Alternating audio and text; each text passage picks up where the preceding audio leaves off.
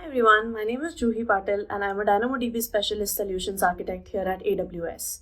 In this video, I'll be covering the performance efficiency pillar of the DynamoDB well-architected lens.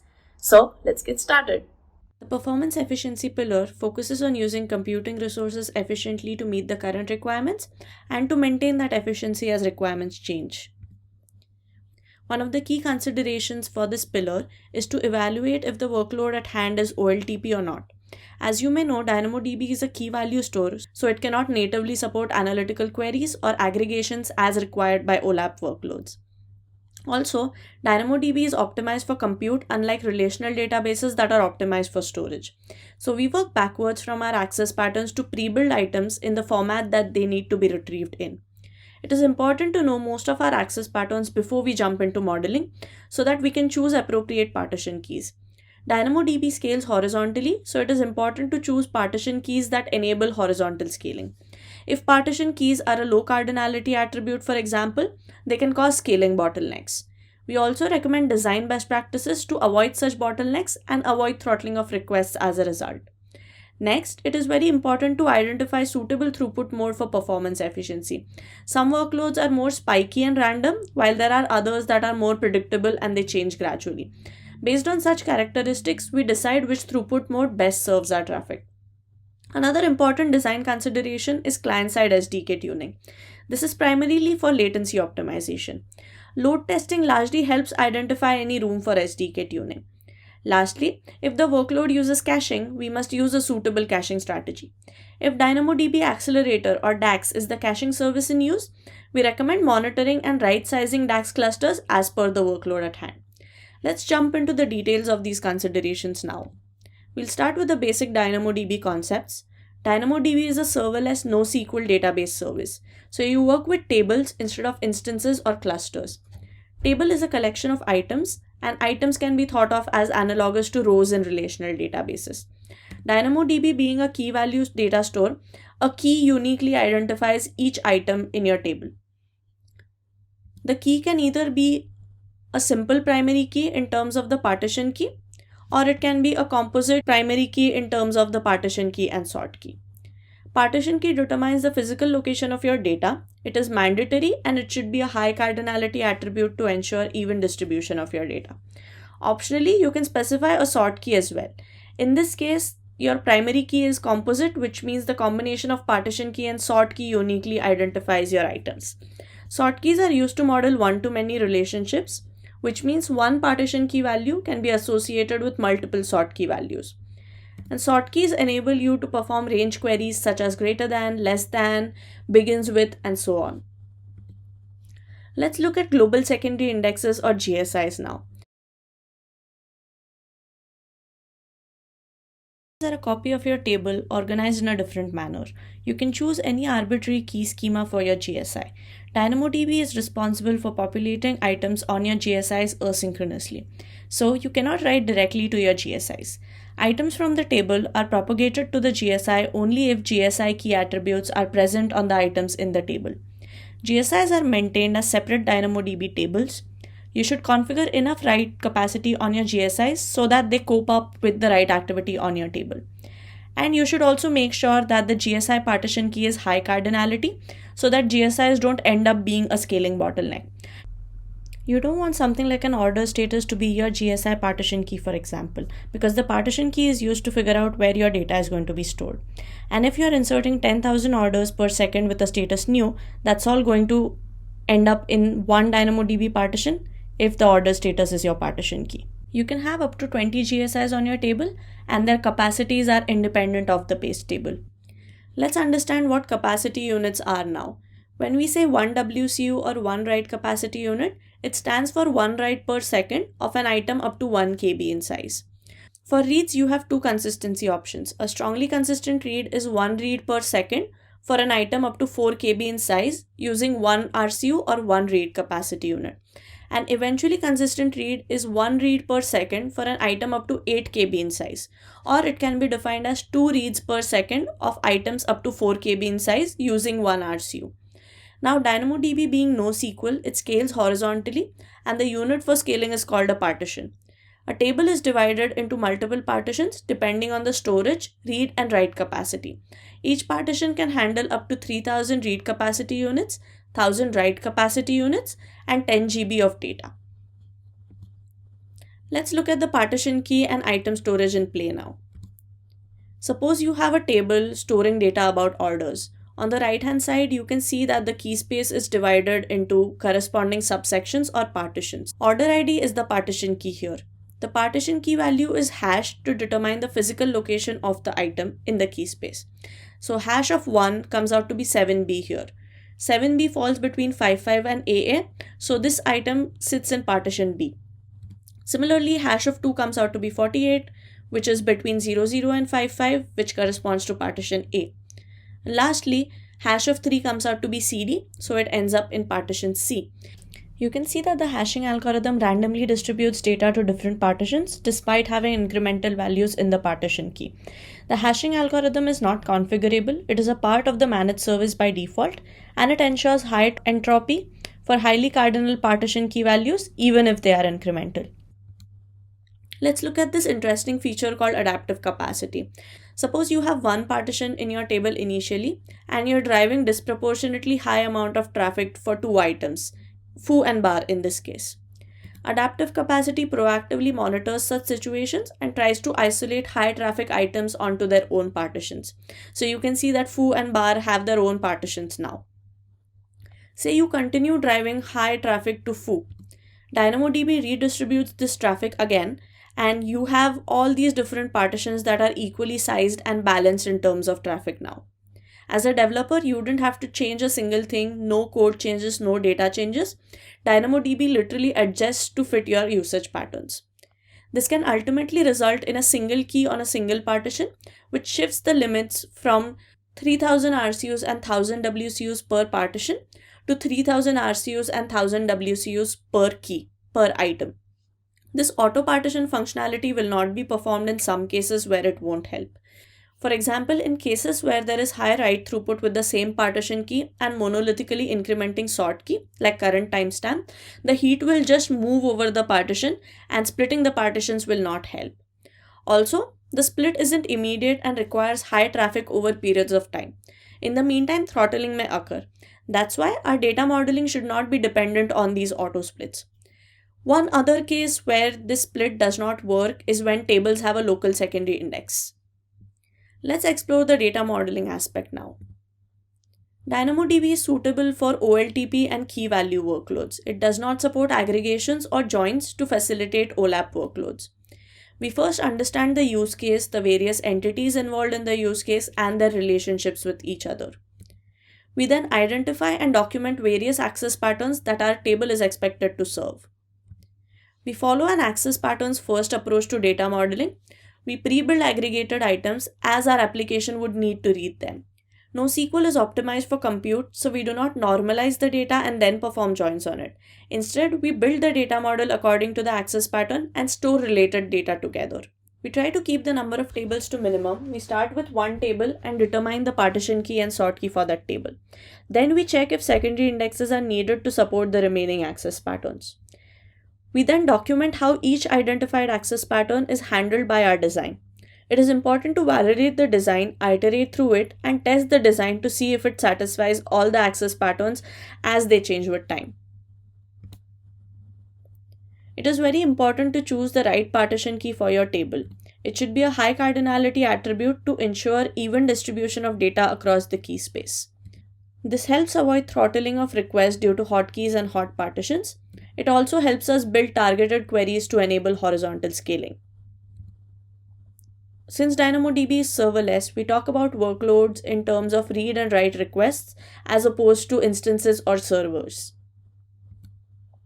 DynamoDB has two capacity modes. The first one is called the provisioned mode, where you allocate capacity to your table.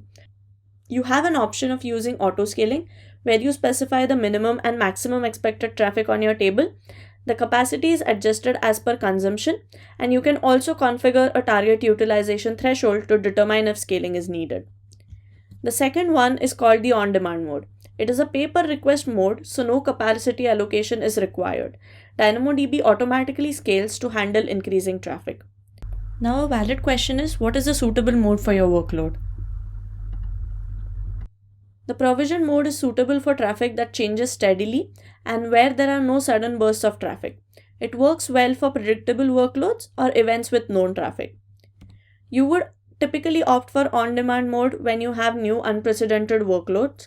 It also works well for frequently idle workloads. This is an example of the provision mode with auto-scaling. The blue line is the provision capacity and the orange line is the consumed capacity. Reads and writes scale independently of each other. You can see that a headroom is maintained between the provision capacity and the consumed capacity. This headroom is based on the configured target utilization. Autoscaling monitors your capacity for a couple of minutes and decides whether scaling is needed. It is a reactive mechanism, and that's why it is suitable for gradually changing traffic. This is a typical use case for the on-demand mode. The spikes are random and unpredictable, and the workload seems to be frequently idle. The spikes here are very steep and short-lived. This does not allow enough time for autoscaling to react, so this is better handled using the on-demand mode. DynamoDB horizontally scales by adding partitions on the fly as your traffic changes or your data storage increases. However, there are use cases where you know beforehand that there is going to be high amount of traffic on your table. In such cases, you can pre-warm or pre-scale your table by creating it in the provision mode with large WCU and RCU values. DynamoDB does not scale down your partitions currently, so you can either reduce the capacity or update the table to use on-demand mode once it is created. Let's look at identifying the causes of throttling and managing them. The first scenario that we'll talk about is throttling despite having enough provision capacity. And this can happen because the CloudWatch metric granularity for DynamoDB is 1 minute, but the DynamoDB rate limits are applied per second. The second level data points are summed up and averaged over 60 seconds as CloudWatch metric data points. This could be misunderstood as the consumption being less than the provision capacity. If the workload is skewed in time, which means there's a high workload only for a few seconds in a minute, this could lead to throttling, but the CloudWatch metrics can indicate that the consumption has been less than the provisioned capacity. For example, if you provisioned 60 WCUs for your table and you perform 3600 writes in 1 minute. However, you're driving all those 3600 requests in 1 second with no request for the rest of the minute. This might result in throttling because for that second you were expected to be within the provisioned capacity of 60 WCUs. The next scenario is throttling despite using autoscaling. We've been discussing that the autoscaling is a reactive mechanism. It follows a target tracking policy, which means it monitors capacity consumption and triggers a scale up after 2 consecutive data points from the consumed capacity metrics. Autoscaling is a reactive behavior suitable for smoothly changing traffic, as we said earlier. Sudden bursts of traffic or spikes of traffic can still lead to throttling if autoscaling does not get enough time to react. To resolve this issue, you can add jitter and exponential backoff to your API calls. You can also change your target utilization threshold. The default is 70%, but changing it to a smaller value like 50 or 40% can make autoscaling more aggressive and reactive to smaller changes in traffic. Another question is about on-demand tables. Can on-demand tables throttle? The answer is yes. For newly created on-demand tables, you can immediately drive up to 4,000 write request units and 12,000 read request units. For an existing table that you switch to the on-demand capacity, the previous peak is half the maximum provision throughput for the table, or the settings for a newly created table, whichever is higher. If your traffic is more than double the previous peak within 30 minutes, you might experience throttling. Even for on-demand tables, it's best practice to spread your traffic growth over at least 30 minutes before exceeding double your previous peak. You can use the consumed read capacity units and consumed write capacity units in Amazon CloudWatch to monitor traffic to this table. You can also pre-scale your tables as per expected peak of requests. The final throttling scenario that we'll talk about is hot partitions. This can happen in the provision mode and the on-demand mode as well. If the traffic exceeds the per partition limits of 3000 RCUs and 1000 WCUs, your requests can be throttled. This can also happen due to hotkeys in data. To resolve this, you should randomize requests such that requests to hotkeys are distributed over time. If you face read throttling due to hotkeys, a caching solution such as DAX can help alleviate the issue. If you have hotkeys while writing, you can artificially shard your keys by adding suffixes. Artificial sharding helps represent a single key as multiple items. Distributing traffic over multiple items rather than a single key helps avoid scaling bottlenecks and helps avoid hotkeys. Using CloudWatch Contributor Insights, you can monitor key level capacity consumption and identify the most accessed or most throttled keys. It can be enabled with one click or one API call, and you can customize the granularity, the time window. You can also enable them separately for the tables and GSIs wherever you want to monitor for hotkeys. Let's see how we can optimize DynamoDB latency now. It is important to perform load testing using realistic scenarios and data. Benchmarks should conform with your application SLAs, and resources must be pre-warmed to handle the load test. Load tests allow you to establish benchmarks with respect to KPIs such as average latency and throughput. You can also identify the most optimal SDK settings for your use case using load tests. It is important to understand that end-to-end latency includes network latency and client latency as well. To understand the server-side latency trend, you can monitor and set alarms on the successful request latency metric. This metric does not account for network or client latency. Owing to how distributed systems like DynamoDB work, the maximum statistic for this metric might have random spikes. So the best practice is to check for consistent average trends in this metric. We have additional services and features such as AWS X-Ray and AWS SDK metric logging that can help identify the source of increased latency. Let's walk through some best practices that can help reduce latency. Firstly, you can tune SDK parameters such as the request timeout. This enables latent requests to timeout and fail much faster. This causes the client to abandon high latency requests after the specified period and then send a second request that usually completes faster than the first. You have request timeout and client execution timeout parameters for Java. There are similar such client-side SDK settings in different SDKs. The next step is to reduce the distance between the client and the DynamoDB endpoint. If you have globally dispersed users, consider using global tables. With global tables, you can specify the AWS regions where you want the table to be available. This can significantly reduce latency for your users. Along with resolving rethrottling issues, caching can also help optimize latency. If your traffic is read-heavy, consider using a caching service such as DAX or DynamoDB Accelerator. DAX is a fully managed, highly available in-memory cache for DynamoDB, and it delivers up to 10x performance improvement, which means the latency goes down from milliseconds to microseconds. And DAX serves even millions of requests per second. Another technique to optimize latency is to send dummy traffic or reuse connections. When your tables are idle, consider having the client send dummy traffic to your tables. Also consider reusing client connections or use connection pooling. These techniques help avoid the extra cost and time associated with TLS handshakes and authentication. They also keep the internal caches warm for DynamoDB so that the latency is kept low. Lastly, if your application does not require strongly consistent reads, consider using eventually consistent reads. Eventually consistent reads are cheaper and are less likely to experience high latency by design. Some operations in DynamoDB are more efficient than the others. With batch operations like batch write item and batch get item, the number of network round trips are quite less compared to individual operations. The application needs to handle less serialization and deserialization of traffic. As a result, the CPU usage goes down and each application server can handle higher throughput. So, less number of application servers can ultimately do the same amount of work. Scans on large tables can be expensive and time consuming. It is important to design your schema such that you are able to target a particular partition key using the query operation. A scan runs through all the items in the table, and that's why we prefer query over scan. For needle and haystack kind of use cases where a handful of items out of millions are relevant, you can use sparse GSIs rather than scan and filter. Sparse GSIs are typically useful in cases where you need escalations or top 3 ranks on leaderboards, for example. Finally, if you have small number of access patterns where you scan your tables or GSIs, use parallel scans for a faster way of reading all items rather than sequential scans. Consider the key space range from 00 to FF, and all the items existing in the table's key space need to be read using a scan operation. A serial scan would go from 00 to FF and would be time consuming. With parallel scan, you can divide the key space in multiple segments and divide your application into multiple workers or threads. Each worker in your application can target one segment, start reading from the start of the segment to the last address of the segment.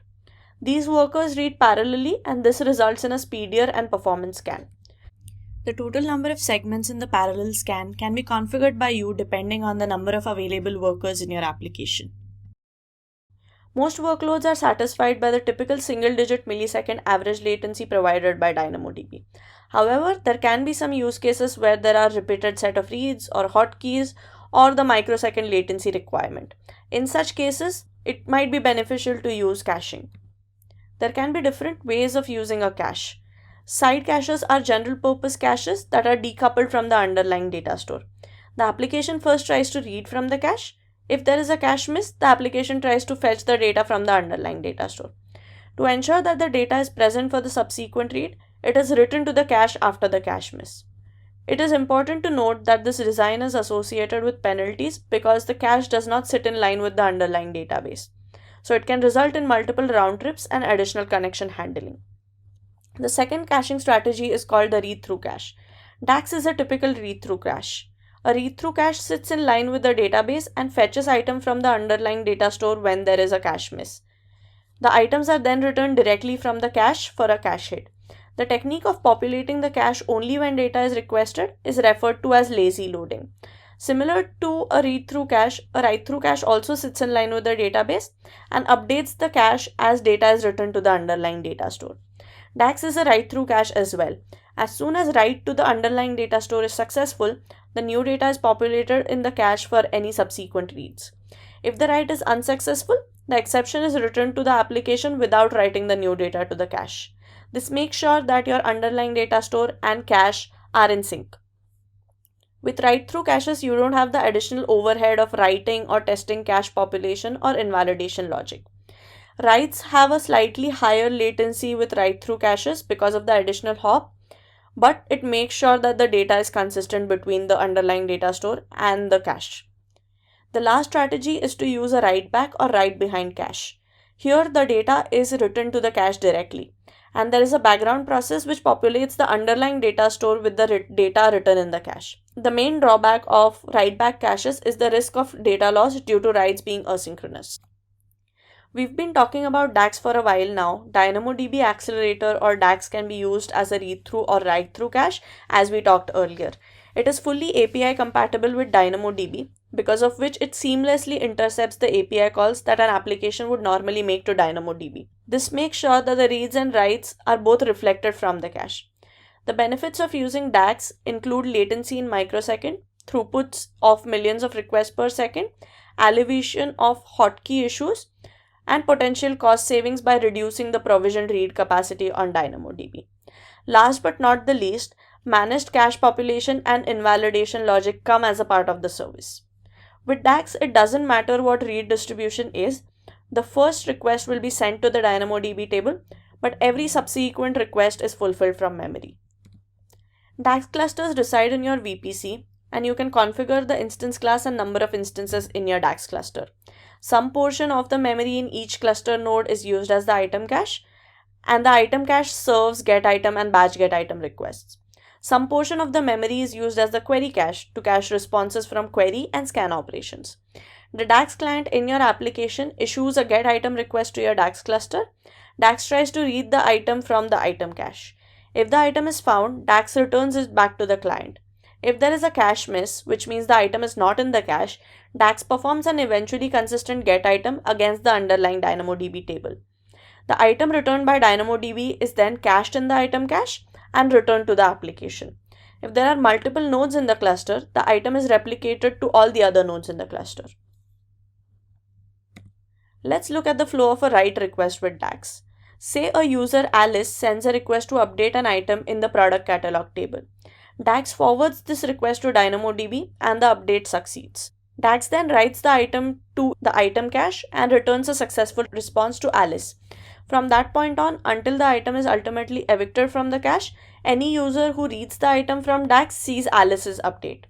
A short time later, another user, Bob, updates the same product catalog item that Alice wrote earlier. But Bob updates the item directly in DynamoDB. In this case, DAX does not automatically refresh its item cache in response to updates. So DAX users don't see Bob's update. Now Alice reads the same item from DAX again. The item is not evicted from the cache yet, so DAX returns it to Alice without accessing the DynamoDB table. Now let's look at the write around strategy in this example. Say a user Charlie wants to retrieve all of his scores, so he sends a query to DAX.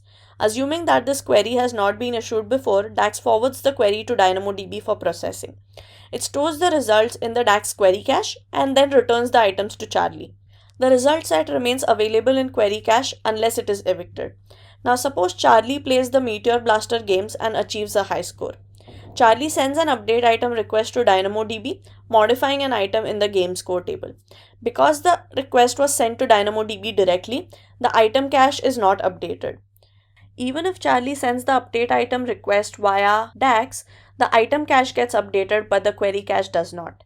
If Charlie decides to rerun his earlier query to retrieve all of his game scores, Charlie does not see the high score from the Meteor Blaster games. This is because the query cache and the item cache work independently from each other and do not affect each other. DAX behavior is different for strongly consistent reads and transactional reads. DAX passes these requests directly to DynamoDB. After receiving a response from DynamoDB, the results are directly returned to the client without caching them. Basically, because DAX is not tightly coupled with DynamoDB, it does not serve transactional or strongly consistent reads. There are configurable TTL settings available for the item cache and the query cache to control eviction. The value for TTL for both the caches is 5 minutes by default. There are a couple of special cases as well. If you specify the item cache TTL as 0, the data will be persisted in the cache unless a write-through operation changes it or till the cache item is evicted by LRU. LRU stands for least recently used, and this technique is used to evict items when there is no memory to store new entries in the cache. On the contrary, if you specify the query cache TTL as 0, the query responses will not be cached at all. This configuration for TTL might be typically used if you are planning to use the item cache only. Sizing your DAX cluster appropriately is very important for it to be performant. You first make predictions about the volume of traffic that your application will send to DAX, the nature of your traffic, and the expected cache hit rate. DAX clusters cannot be scaled vertically, so it is important to consider growth in data volume and write traffic while sizing the cluster.